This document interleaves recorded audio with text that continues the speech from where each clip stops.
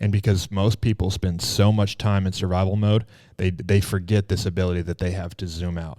If you'll take your pain and zoom out on it, I learned this in the military, right? If you zoom in on pain, it gets worse. If you zoom in, like, man, in this moment, it is so bad. But if you can zoom out on your pain, you know what you'll find is you'll see purpose. You just got to zoom out far enough. If you zoom out a week on your pain and you zoom out a year on your pain, if you look at your pain in the frame of reference, what will this pain mean for the rest of my life? Instead of pain, you'll see purpose. Yeah, I love that. I want to get into an example of that, but you mentioned the term survival mode so many times, and I know Tony Robbins talks a lot about survival software as just being, what he talks about. What do you mean by survival mode? Like, what does that look like? I just want to dive into like survival mode, truly in a survival scenario, right? Is where am I going to sleep tonight? How am I going to feed myself? How am I going to, not get dehydrated? What are the things that are going to kill me in the next 3 minutes, in the next 3 hours, in the next 3 days, right? That's survival mode for you.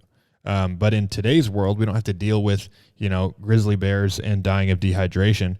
With survival mode is like, what do I got to do to just make sure that I get paid? What do I got to do to make sure that I'm able to make my credit card payments, right? That's survival mode. It's thinking about just how do I make sure that I'm not in pain? And that's it's that thought process of how do I make sure that I'm not in pain, that people get stuck in the 5-2 loop like you talked about, right? Yeah. They spend 5 days worrying about their pain so that they can spend 2 days not worrying about their pain. Yeah. And life is so much better than pain and 5 days of pain and 2 days of ignoring your pain. I love that, man. Yeah, that's so true. Well, fortunately, you've been through a lot of pain in your life as a Navy SEAL. You know what pain will give you? Perspective. Yeah. Yeah, you talk about beatdowns with a gleam in your eye that I don't see many people mention. Yeah, there are lessons learned that when you learn them in pain, you just never forget them. Yeah. And I don't wish pain on anybody, but if you'll look at your life that way, the same way that James 1:2 says, right?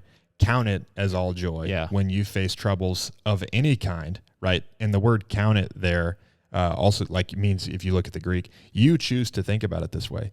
When you go through tough times, know that this is an opportunity for joy. Yeah. You have to make the decision to think that way. Yeah. And the ice bath, to reference it for me, that has been the biggest unlock, is to not allow pain to dictate to me.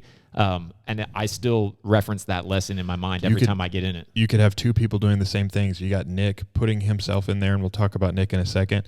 And you got another person. What if I went to just my neighbor's house? I know my neighbors, but what if I didn't know my neighbors? I go to my neighbor's house, and every morning at 4 a.m., I drag him out of bed and put him in an ice bath. He didn't choose to get in there. I put him in there, right? It would be the worst experience ever, and would definitely call the police on me, right? And it certainly wouldn't be meaningful to him. But the same experience, right? Got up, got out of bed, got in some cold water, and then why would another person choose to do that? Yeah, because they put some purpose. They've put some purpose into that pain. Yeah. So, you talked about how if you zoom out on your pain. Look at the ice bath, right? Yeah. What if you zoom in on the ice bath? If you zoom in, in while you're in the ice bath, it's the worst every time. Yes. Like you're counting the seconds, and a second seems like it's so long. Mm-hmm. But if while you're in there, you're saying, man, this second of pain is going to make my day so great. Big leap there from seconds to the entire day. And if you leverage it even further, these seconds of pain, 120 seconds or 600 seconds, right?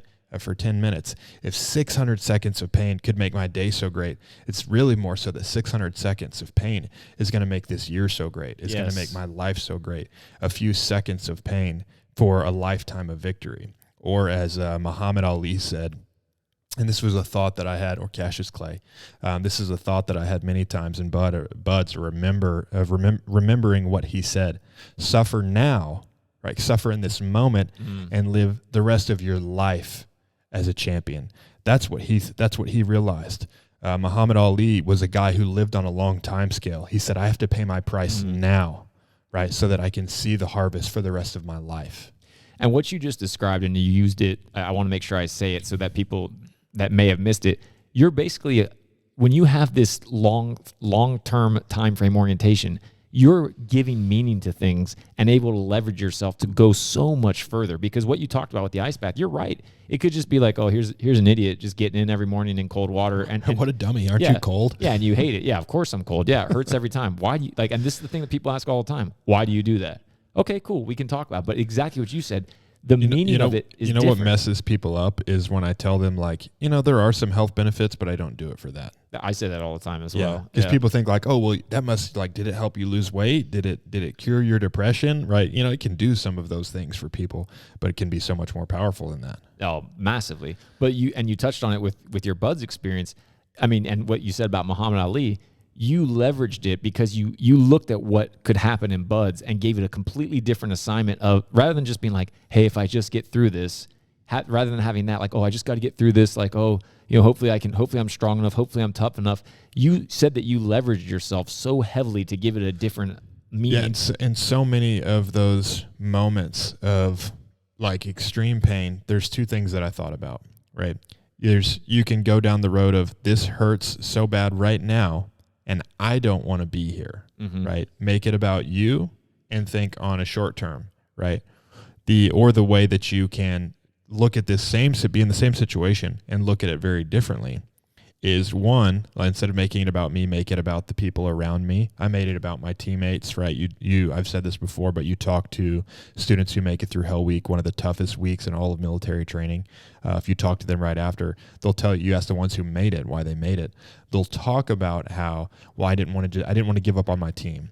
I thought about Nick right next to me, and if I quit, it would be harder for Nick, so I couldn't do that to him. Yeah. You talk to people who quit, and they said, I just decided I didn't want to do this anymore.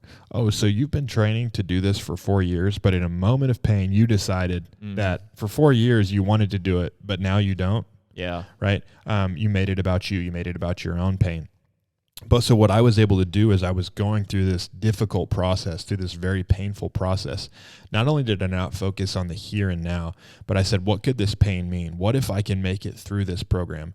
Not just what would it mean for the moment, not just what would it mean for, for the next couple of years, but what would it mean for the rest of my life to have had this opportunity to serve my country in this way? What would it mean for the rest of my life that at 19 I set out to do one of the most difficult things you can do in the military, and I accomplished it, right? And so instead of making the pain just about the moment of pain, and I forget the rest of my life, forget my destiny, nothing hurts as bad as this pain right now. You could think that way, or you could say, the pain of my destiny hurts so much more than the pain of this moment. I love that, man. Man, I love that. You think about all the places you can apply that, and when you truly have that long term, I think of fitness. You don't have to be in the SEAL program to think that way.